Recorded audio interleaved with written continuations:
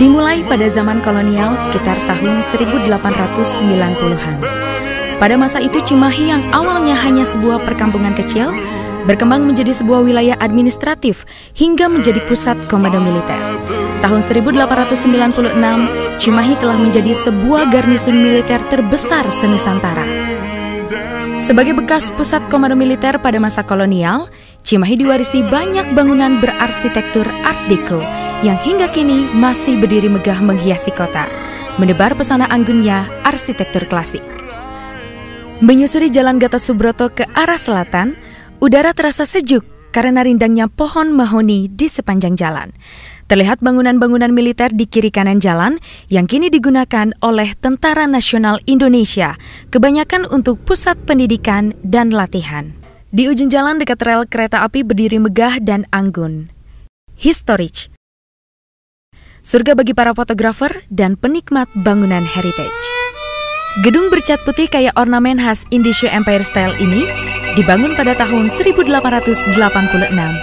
Gedung seluas 1000 meter persegi ini berfungsi sebagai social club bagi para personil militer Belanda dengan nama Society voor Officieren. Di awal masa kemerdekaan, pemerintah Republik Indonesia mengganti namanya menjadi Balai Prajurit Sudirman atau lebih dikenal dengan Gedung Sudirman. Setelah mengalami restorasi dan difungsikan menjadi gedung serbaguna, namanya diganti menjadi The Historic.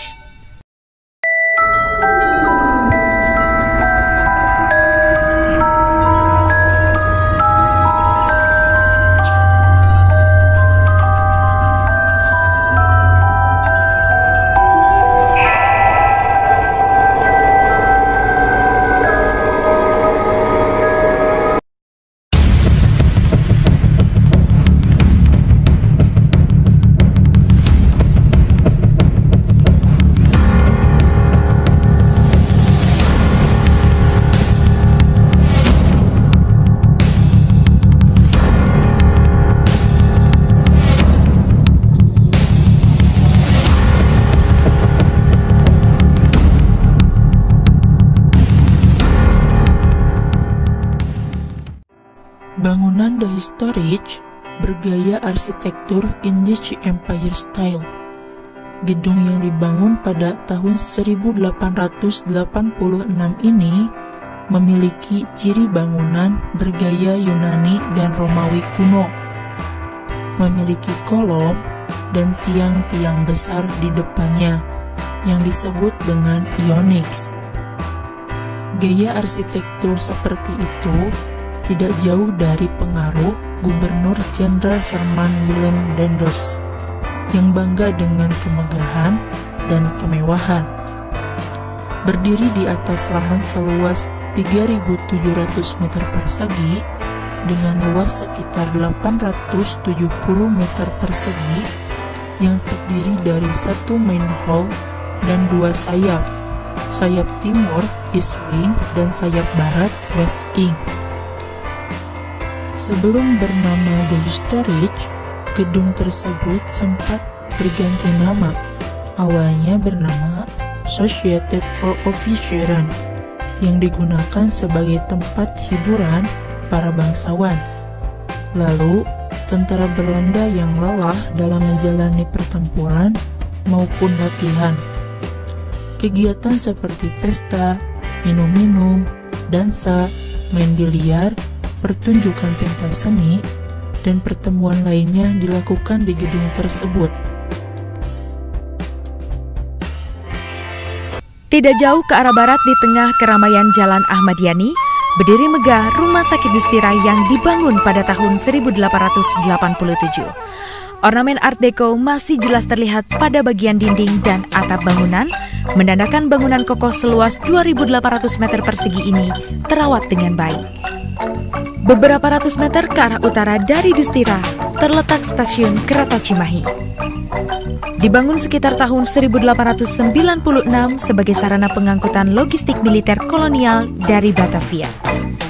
Desain gerbang, penyangga atap, dan tiang-tiang yang semuanya terbuat dari besi membuat nuansa klasik begitu terasa, mencuatkan romantisme di abad ke-19. Stasiun kereta api yang mempunyai jalur atau spur sebanyak 4 buah ini Sekarang masih berfungsi melayani transportasi umum antar kota. Bangunan-bangunan peninggalan kolonial itu sudah dijadikan cagar budaya sebagai warisan budaya yang harus dilindungi. Peninggalan kolonial lainnya yang dijadikan cagar budaya diantaranya adalah Pusdik Armet dan Pemakaman Kerkhof. Komplek Pemakaman Kerkhof dibangun sekitar tahun 1708 untuk para direktur jenderal dan para pemimpin Hindia Belanda.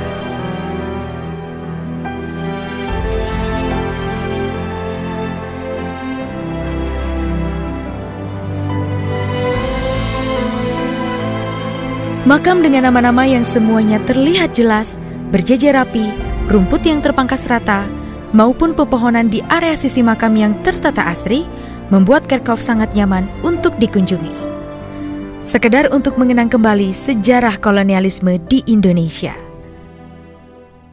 Terus berdiri gereja Santo Ignatius. Gereja yang berdiri di atas lahan seluas 1.225 meter persegi ini adalah salah satu cagar budaya yang dimiliki Cimahi. Keindahan arsitektur klasik terlihat pada dindingnya yang tinggi dengan atap segitiga runcing dan kaca dekoratif melengkung di atas pintu.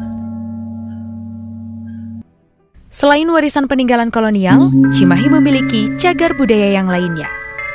Berdekatan dengan stasiun kereta, terdapat Pura Agung Wira Lokanata. Pura ini dibangun tahun 1977 di atas lahan seluas 1.000 meter persegi atas inisiatif kalangan militer yang beragama Hindu dan diresmikan pada tanggal 14 Juli 1978.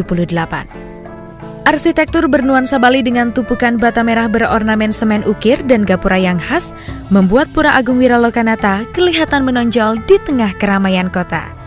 Keberadaan pura ini seakan menegaskan bahwa kebebasan beragama di kota ini berlangsung kondusif.